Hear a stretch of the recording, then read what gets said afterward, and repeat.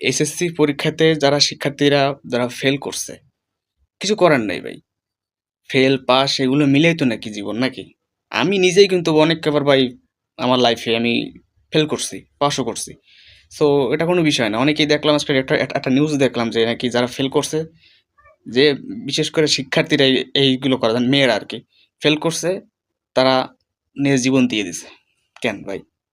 সুযোগ আরো আছে, সামনের বার দিবি। এত প্যারা কিসের? এটা জীবনেও কি মূল্য নেই নাকি? বুঝলাম না। তুই ফেল করছিস, তোর তোর আরেকবার রিকভার কর, সুযোগ আছে। এত কিসের? জীবন দিয়ে দিলে সব শেষ।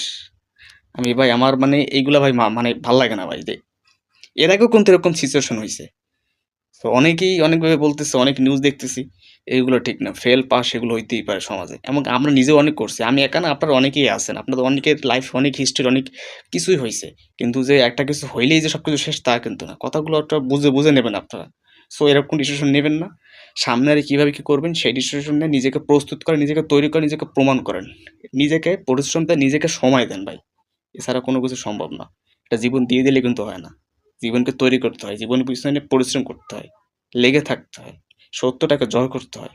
নিজেকে নিজেকে মেধা খাটিয়ে নিজেকে তৈরি করতে হয় ভাই। আর কি বলবো? তো সবাই ভালো থাকবেন।